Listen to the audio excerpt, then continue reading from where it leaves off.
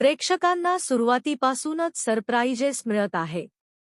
त्यातच घरातील काही स्पर्धकांच्या एंट्री देखील प्रेक्षकांची सरप्राइजच होत्या. घरात धनंजय पोवर आणि सूरज चव्हाणच्या एंट्रीने सगळ्यांनाच धक्का बसला. बुलीगत व्हिडिओ म्हणून टिकटॉकवर फेमस झालेल्या सूरजला बिग बॉसच्या घरात पाहून सगळ्यांनाच आनंद झाला. सूरज हा टिकटॉकच्या माध्यमातून सोशल मीडियावर प्रसिद्ध झाला होता. पण बऱ्याचदा त्याच्या व्हिडिओवर ट्रोलिंग देखील केलं जायचं.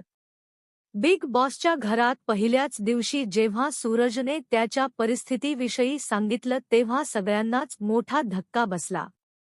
त्यातच आता त्याच्या कुटुंबियांची देखील प्रतिक्रिया समोर आली आहे. दरम्यान सूरजच्या या यशावर त्याच्या कुटुंबियांना सार्थ अभिमान आहे. जाहीर सभा या यूट्यूब चॅनलला सूरजच्या आत्या आणि बहिणीने मुलाखत दिली. यावेळी त्यांनी त्यांच्या लेकाच्या यशाविषयी भरभरून कौतुक केलं. त्याचप्रमाणे त्यांनी ट्रोल करणाऱ्यांना देखील चांगलंच उत्तर दिल्याचं पाहायला मिळालं. ट्रोल करण्याविषयी बोलताना त्याच्या बहिणीने म्हटलं की सूरजच्या व्हिडिओवर जेव्हा घाण कमेंट्स यायच्या तेव्हा तो म्हणायचा की मला काही वाचता येत नाही, त्यामुळे कमेंट्सकडे आपण लक्ष द्यायचं नाही. कमेंट करणारे कमेंट करतच राहतात. पण आता त्याच कमेंट करणाऱ्यांच्या तोंडावर त्याने चप्पल मारली आहे.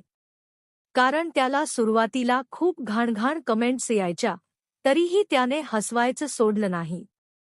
बिग बॉसच्या घरात गेल्यानंतरही सूरजला बरंच ट्रोल करण्यात आलं होतं.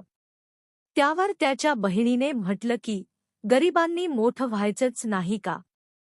म्हणजे तुम्हाला त्या ठिकाणी फक्त मोठीच लोक पाहायची आहेत का?